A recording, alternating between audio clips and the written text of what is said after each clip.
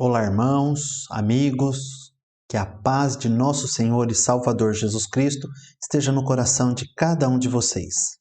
É uma alegria estar aqui, não canso de dizer, porque realmente é uma alegria estar aprendendo com vocês da Palavra de Deus.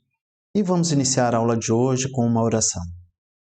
Querido e amado Deus, nós te agradecemos por esta oportunidade que o Senhor nos concede de aprendermos da Tua Palavra. Quero pedir perdão pelos meus pecados, por aquilo que eu pratiquei que não foi agradável aos Teus olhos. Quero pedir a Tua misericórdia sobre cada um de nós, que o Teu Espírito Santo nos ajude a compreender a Tua gloriosa Palavra e nos dê força para que possamos praticá-la. Em nome de Jesus, amém.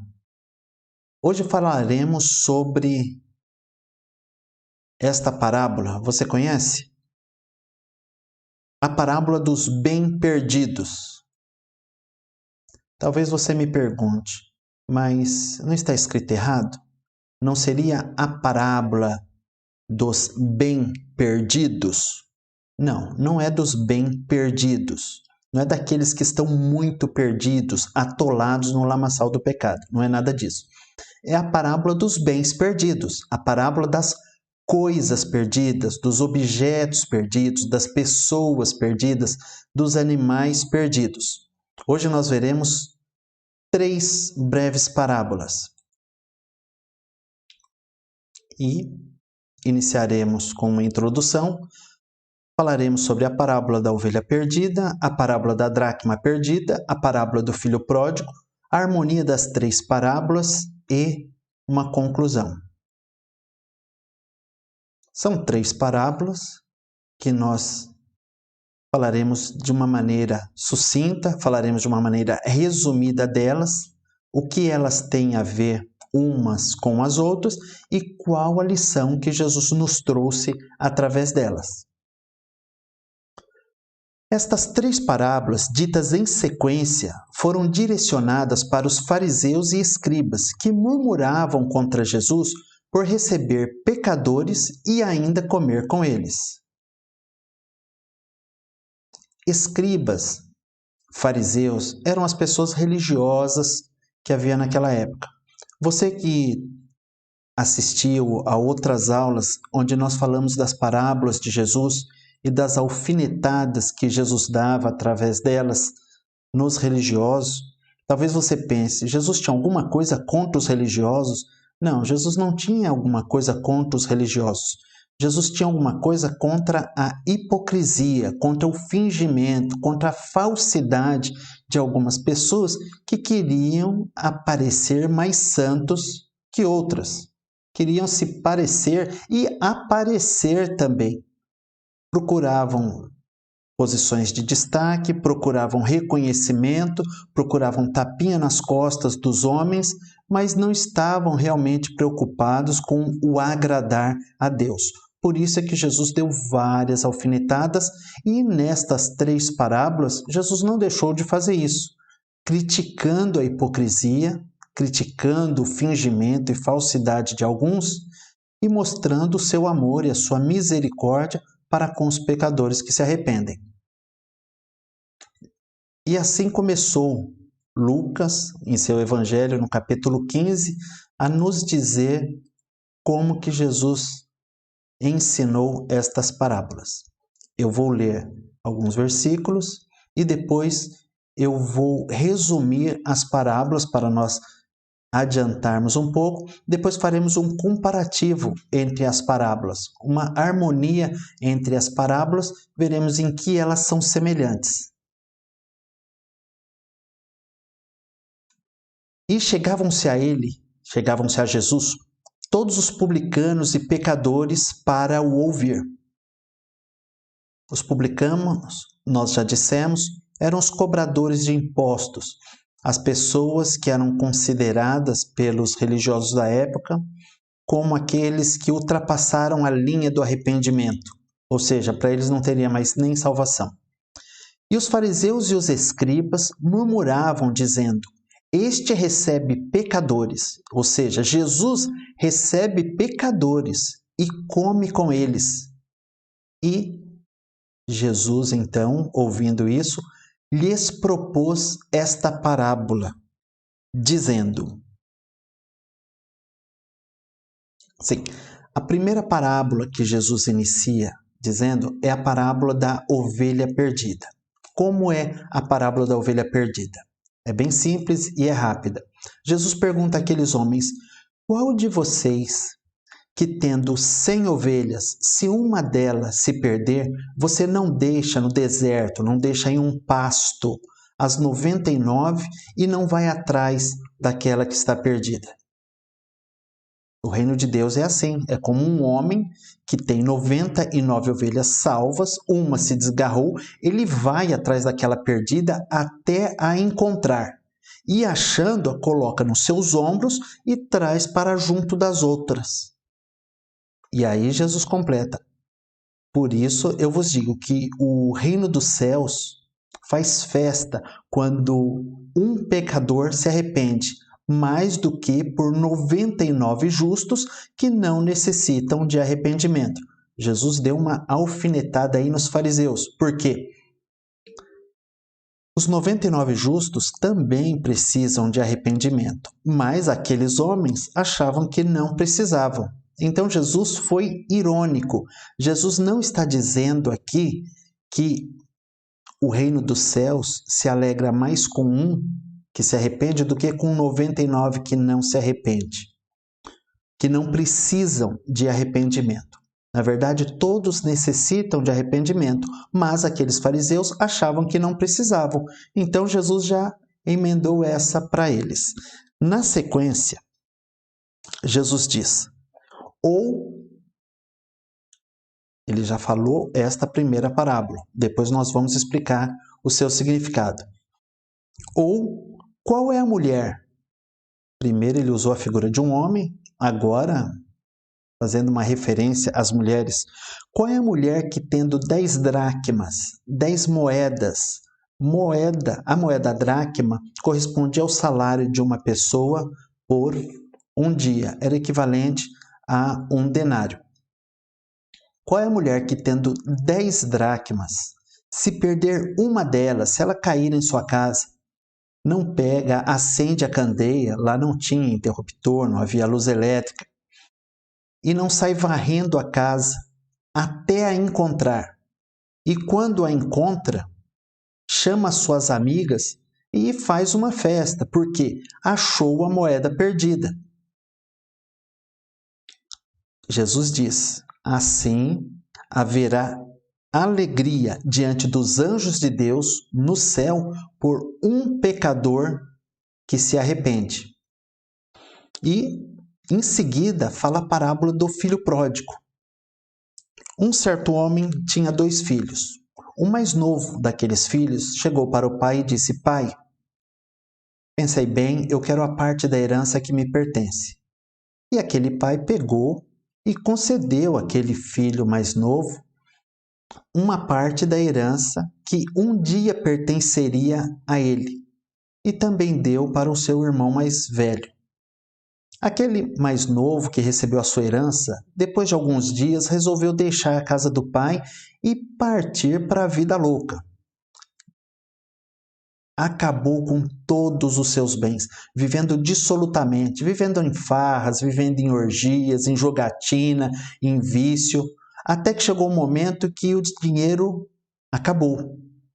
E não tendo mais dinheiro, teve que se sujeitar àquilo que era mais repugnante para um judeu. Foi cuidar de porcos. Chegou a um estado de miserabilidade tão grande que ele desejava comer a comida que os porcos comiam. E a disputa era feia. Naquele momento, ele parou e pensou: quantos empregados na casa do meu pai têm fartura de pão e eu aqui morrendo de fome? Levantar-me-ei e irei ter com meu pai, dir-lhe-ei: pai, pequei contra o céu e diante de ti, não sou digno de ser chamado teu filho, mas me faça como um dos teus jornaleiros, um dos teus empregados. E assim, aquele filho se levantou e voltou à casa paterna. De longe aquele pai olhou, reconheceu o filho, todo maltrapilho de longe, e lançou-se em direção a seu filho, o abraçou e ainda disse. O filho dirigiu-lhe a palavra primeiro: Pai, pequei contra o céu e perante ti. Não sou digno de ser chamado seu filho. E ali, aos beijos e abraços, o seu pai o recebeu e falou: Olha, para os seus empregados, prepara a melhor túnica, tragam sandálias e ponham um anel no dedo do meu filho. E matou um novilho cevado, aquele que estava esperando por uma ocasião especial para ser morto, e deu uma grande festa. O seu irmão, nesse momento, vinha do campo, escutou aquela música toda, aquela festa, e perguntou para um dos empregados: O que está acontecendo? Ah, teu irmão voltou e teu pai matou o novilho cevado. Espera aí, matou quem? O novilho cevado. Não foi qualquer um, foi o novilho. Algum novilho que estava ali esperando um momento especial. Aquele filho ficou indignado e não quis entrar em sua casa. O seu pai foi até ele e falou: Filho, vamos entrar. Aquele filho ficou indignado, mais velho, e falou: Pai, eu te sirvo há tanto tempo e o senhor nunca matou um cabritinho para mim, para a gente fazer um churrasquinho. O senhor nunca me deu um cabrito. Agora, este teu filho, não era mais irmão dele, este teu filho, vocês já viram quando um marido fala para a esposa? Olha, o teu filho, quando aquela criança, aquele jovem ou aquele adulto aprontou, o pai chega para a mãe e fala: o teu filho. Aí a mãe responde: só meu? Dos dois. Então, naquele momento, aquele rapaz quis dizer: o teu filho não era meu irmão. O teu filho, mas era irmão dele. Aprontou tudo, gastou dinheiro com as prostitutas, com farra, com vício, com jogos, e o senhor o recebe desse jeito? Não, eu não vou entrar. E aquele pai explica: Filho, este teu irmão, o pai ressalta, o pai não disse este meu filho, embora o seja, mas o pai ali já mostrou que era igual àquele que estava em casa. Para aquele pai, aquele filho merecia o mesmo amor que aquele que nunca havia saído de casa, para a indignação daquele que não saiu de casa. E aquele pai termina esta parábola dizendo: Meu filho, era justo nos alegrarmos por este teu irmão, porque ele estava morto e reviveu, tinha se perdido e foi achado. Bom, estas são as 3 parábolas das quais eu quero mencionar alguns pontos de semelhança e alguns pontos em que elas se completam também. Vejamos. Na parábola da ovelha perdida, uma ovelha perdida não encontra o caminho por si. Ela deve ser ajudada. Na parábola, o bom pastor foi atrás dela até que a encontrou. Foi incansável. Veja que na parábola da ovelha perdida, Jesus disse que o pastor foi atrás daquela ovelha até que a encontrou. Ele não descansou. Por mais distante que ela tenha ido, aquele pastor empreendeu esforços para que trouxesse a sua ovelha de volta. A ovelha era dele. A parábola da dracma perdida. A mulher buscou a moeda que havia se perdido, até que a encontrou. Não mediu esforços, embora a moeda nada tenha feito para ser encontrada. Interessante. A ovelha se desgarrou por quê? Porque quis.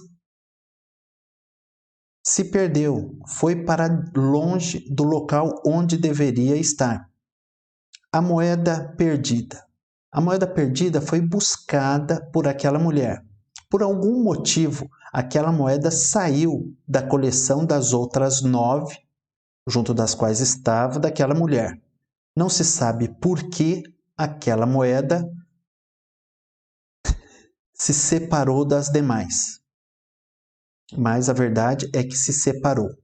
E a mulher deu falta por aquela moeda e a procurou, procurou, procurou. E da mesma forma que o pastor, quando encontrou a ovelha, se alegrou, chamou seus amigos para que se alegrassem com ele, esta mulher também chamou as suas amigas e comemorou porque havia achado a moeda perdida. Quanta gente se alegrando por achar coisas perdidas, não? Você não se alegra quando acha alguma coisa que está perdida? Você já achou dinheiro que estava perdido no bolso de alguma roupa? Ficou alegre? Tá. O dinheiro sempre esteve lá, não é? Você que achava que ele estava perdido. Mas vamos prosseguir. Agora a parábola do filho pródigo. Pródigo quer dizer esbanjador, gastão. Vamos lá. Um dos filhos, o menor, perdeu-se, rebelou-se, revoltou-se contra o pai e sua família. Depois arrependeu-se e esforçou-se para voltar ao convívio da família. Foi recebido pelo pai amoroso. Aquele filho, quando chegou para o seu pai e pediu a sua herança, foi algo muito desrespeitoso com o seu pai. Estava ouvindo um pastor pregando que esteve no Sudão e ali ele falou sobre esta parábola. E um dos beduínos disse para ele: não, esta parábola é mentirosa. Por que esta parábola é mentirosa? Não, isso jamais aconteceria. Um filho não chegaria nesse nível de desrespeito com o pai. Nós estamos falando de uma cultura do Oriente Médio. E há 2000 anos, quando um filho chegar para o pai e exigir a sua herança, era algo tremendamente abominável. E aquele beduíno ainda disse: se isso acontece, esse menino corre o risco de ser banido da família e, em algumas comunidades, até mesmo ser apedrejado, porque ele comete um insulto muito grande. E o irmão dele também falhou, porque deveria ter repreendido, porque no Oriente, depois do pai, o filho assume a responsabilidade pela família, o filho mais velho. E aquele filho mais velho não repreendeu seu irmão. Também uma atitude reprovável.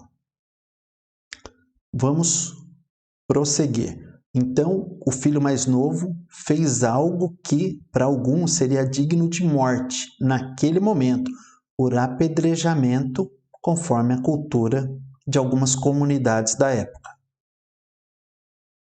Mas teve o outro filho, o mais velho, que também não ficou muito atrás. O outro filho, mais velho, estava perdido dentro de casa. Achava-se cheio de justiça própria. Só que, em certa ocasião, colocou para fora sua indignação por causa da atitude amorosa do pai.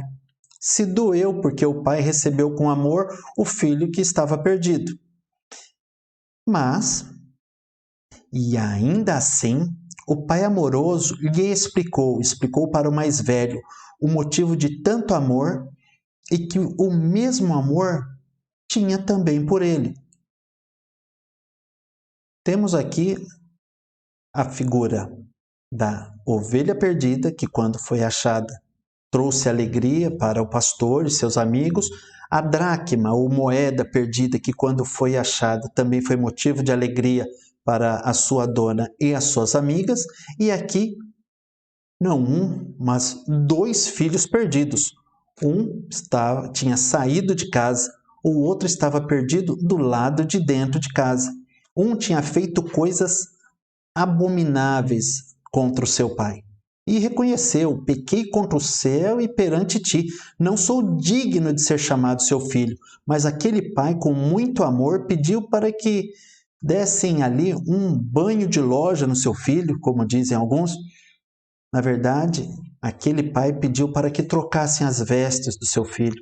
Não era qualquer veste, eram vestes especiais, sandálias nos pés e anel no dedo. O anel representava autoridade. José recebeu do faraó um anel quando foi chamado para ser o segundo ali no Egito. Então aquele pai restaurou aquele primeiro filho à posição que ele tinha antes, o que gerou uma indignação muito grande no mais velho. Na verdade, a indignação sempre esteve com ele só a externou naquele momento. Um era fingido, o outro era rebelde. Enfim, os dois estavam no mesmo sindicato. A harmonia das três parábolas. As três parábolas falam do grande amor de Deus pelo ser humano. As três mostram a busca incessante do Deus amoroso por seus filhos não tão amorosos.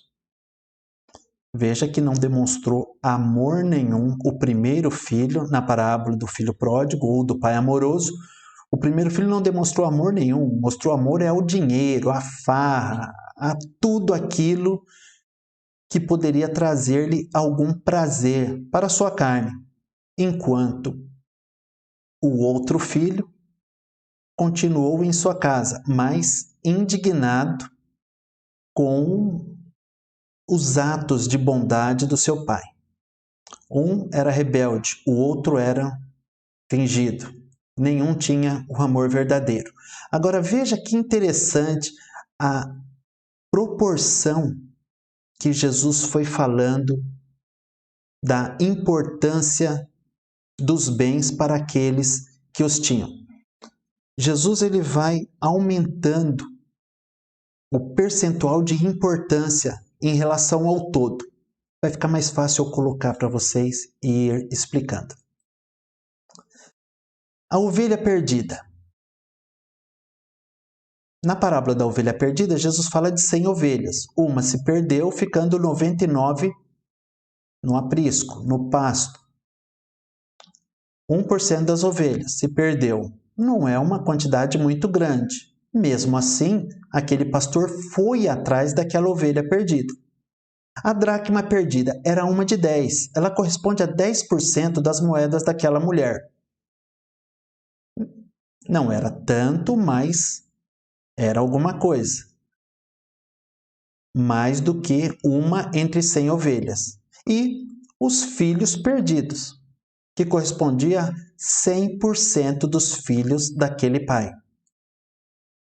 Veja que não é porque em uma situação aparentemente de uma ovelha não valer tanto quanto um filho, que Deus deixou aquela ovelha sem um socorro.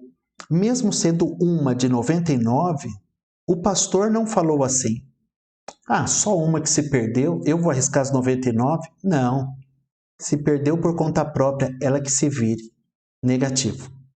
Ainda que fosse uma de 99, que fosse uma de 99 mil, uma de 99 milhões, o nosso sumo pastor Jesus Cristo se preocupa com ela. E foi essa a lição que ele trouxe nessa parábola.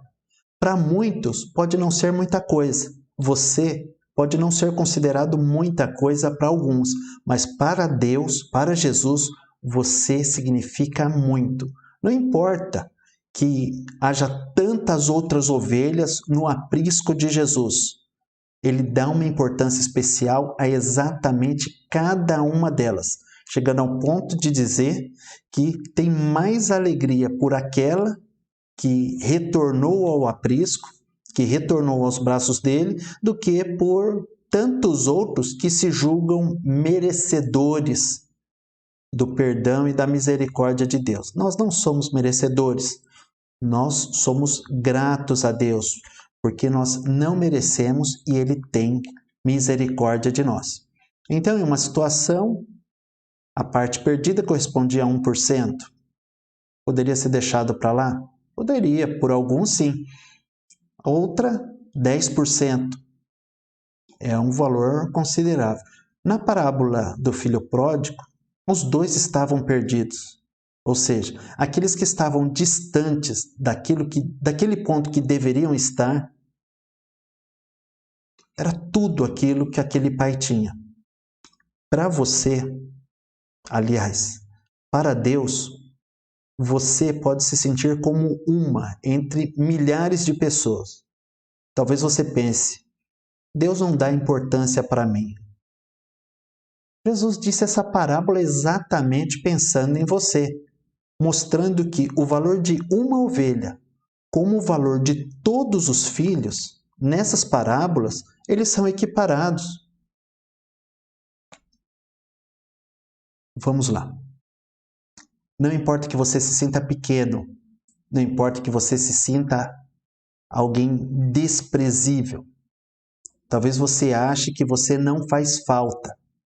O que é uma ovelha no meio de 100? O que é você no meio de mais de 7 bilhões de pessoas na face da Terra que vivem neste momento? Imagina as que já viveram. Mas eu quero te dizer que Jesus te diz que você tem importância para Ele. E já está convencido disso? Eu espero que esta parábola, a das ovelhas perdidas, mostre que você tem um valor tremendo para Deus. Prosseguindo. A ovelha perdida perdeu-se e não sabia como voltar. A dracma perdida. Ela estava perdida e não sabia. Moeda não sabe que está perdida. Moeda não tem sentimento, mas estava perdida. Os filhos perdidos. O que estava fora sabia que estava perdido. Tinha consciência da besteira que tinha feito. Enquanto o que estava dentro não sabia que estava perdido. É interessante. Uma ovelha perdida que sabia que estava perdida. Um animal que se perde sabe que está perdido. Um cachorro que se perde sabe que está perdido. Cachorro ainda consegue muitas vezes encontrar o caminho de volta. Gato também consegue encontrar o caminho de volta. Não, eu nunca me desfiz de gato, porque eu nunca tive gato e também nunca abandonei cachorro. Aliás, abandono de animais é crime em nosso país. Então, por favor, dê um jeito, cuide bem do teu bichinho, porque Deus não se agrada de quem maltrata os animais. Vamos prosseguir. Então a ovelha estava perdida. O animal sabe quando está perdido. A moeda estava perdida, mas não sabia. A moeda não tem sentimento. Nem na parábola a moeda não tem sentimento. E, olha só que interessante. O filho que tinha saído de casa sabia que estava perdido, mas o mais velho estava dentro de casa, não tinha saído e não se achava perdido, mas estava perdido também. Caminhando para o final, algumas perguntas. Quem é você? Você é uma ovelha perdida? Você está fora de um grupo de pessoas? Você está fora da igreja? Você não frequenta uma igreja? Se afastou da igreja? Está perdido? Sabe que está perdido e não sabe como chegar ao aprisco? Saiba que o bom pastor está bem atrás de você. Se você se sente como aquela ovelha desgarrada, saiba que o bom pastor Jesus Cristo está atrás de você da mesma forma que o pastor daquela parábola estava atrás das suas ovelhas. Olha que interessante. Quem é você? É uma moeda perdida? Talvez você seja como uma moeda perdida. Está dentro de um aprisco, participa de uma igreja e não acha que está perdido, não se sente perdido, mas está perdido. Saiba que o dono da casa, ele está te buscando, mesmo que você não saiba que esteja perdido. Ele quer te ensinar que não basta frequentar a programação de uma igreja para ser salvo. Frequentar igreja não garante salvação a ninguém. O que garante a salvação é confessar a Cristo como Senhor de sua vida e crer em seu coração que Deus o ressuscitou dos mortos. Não adianta bater cartão na igreja. Calma, eu não disse que não é para frequentar uma igreja. Na carta escrita aos Hebreus, capítulo 10, versículo 25, a Bíblia nos adverte que nós não devemos deixar de nos congregar, principalmente quando virmos que se vai chegando aquele dia. Que dia? O dia da volta de Jesus.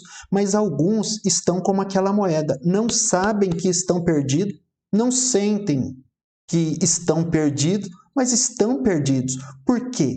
Acham que seguindo as ordens, os ensinamentos, calma, eu vou explicar.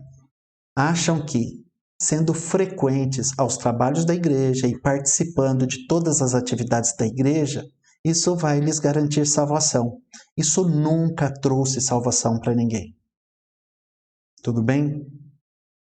A Bíblia diz que temos que crer em nosso coração que Deus ressuscitou Jesus dos mortos e tê-lo como nosso Senhor. Assim, seremos salvos. Vamos prosseguir em direção ao filho. Quem é você? O filho mais novo ou o mais velho? Quem é o filho mais novo? Você é o filho que está do lado de fora e sabe que está perdido? Ou você é o filho que está do lado de dentro e não sabe que está perdido? Saiba que o Pai amoroso quer que os dois sejam salvos.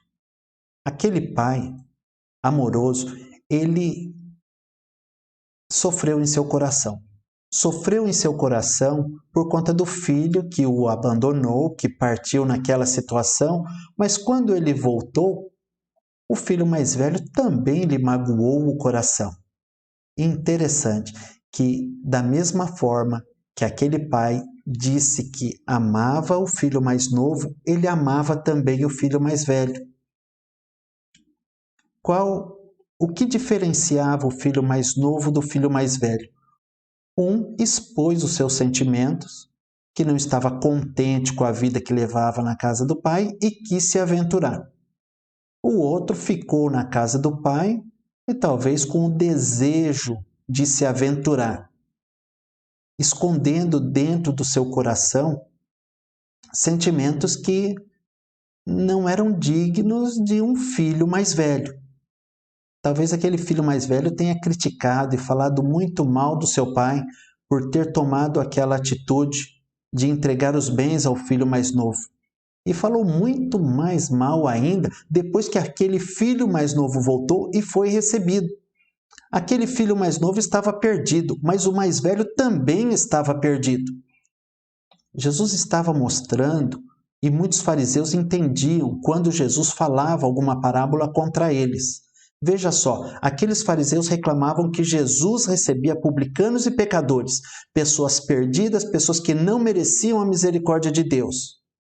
Eles estavam fazendo o papel do filho mais velho, como juízes, sendo hipócritas, falsos, não reconhecendo o valor das pessoas para Deus. Você tem muito valor para Deus. Prosseguindo. Por meio dessas parábolas, Jesus mostrou a atitude de Deus para com os pecadores. Deus não aprova de maneira nenhuma suas atitudes de rebeldia nem suas más atitudes. Porém, recebe-os de volta com alegria e os restaura no seu favor quando arrependidos.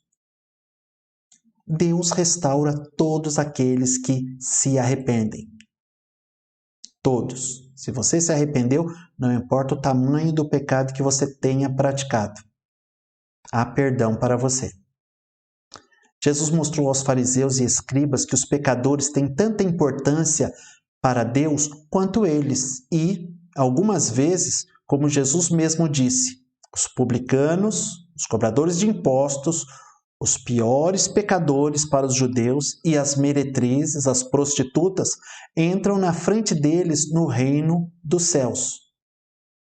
Sim, pelo fato de os fariseus se acharem mais dignos que outros, deixam de desfrutar do reino dos céus nesta terra antes daqueles que são considerados os piores pecadores que se arrependem e se voltam para Deus. Estes, os piores pecadores que se arrependem, acabam desfrutando mais do reino dos céus do que os fariseus e os escribas, que os religiosos que acham que Deus não deve perdoar a determinada classe de pessoas que cometem certos tipos de pecado. E, conclusão, por pior que seja o pecado de um homem ou mulher, só para ficar bem claro aqui, O perdão de Deus é incondicional quando o pecador se arrepende. Não importa o tipo de pecado. Se arrependeu, tem perdão. Não se arrependeu, não tem perdão. Ah, mas foi só um pecadinho. Vai com um pecadinho para o quinto dos infernos. O inferno tem quinto? Não sei. Mas vai para o inferno por não ter se arrependido, ainda que o pecado tenha sido considerado pequeno. Porque para Deus não tem pecadinho, pecado e pecadão. Já falamos sobre isso, não há necessidade de falarmos novamente. Alguns se julgam melhores que outros por não pecarem à semelhança destes. Porém, tal julgamento, cheio de justiça própria e autopiedade, é também abominável diante de Deus. Você achar que não necessita do perdão de Deus é algo muito complicado. Todos nós necessitamos do perdão de Deus.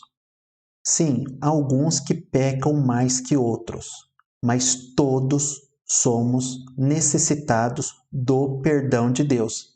E como Deus não me deu nenhum crachá, nenhuma funcional de juiz de pecador, não sou eu que tenho que avaliar quem tem que ser perdoado mais ou perdoado menos, ou até quem deve ser perdoado e quem não deve ser perdoado. Você recebeu uma crachá de fiscal de Deus? Então, não. Então, cuida da tua vida, deixa os outros em paz e vamos caminhar em direção ao céu com muita alegria por ter ao nosso lado tanto o filho pródigo como o filho mais velho, aquele que ficou em casa. E para aqueles que se arrependem, tem um versículo maravilhoso, que é este. Assim, que se alguém está em Cristo, nova criatura é. As coisas velhas já passaram, eis que tudo se fez novo. Aí você me diz, irmão Marcelo, é o mesmo versículo com o qual você terminou a aula passada?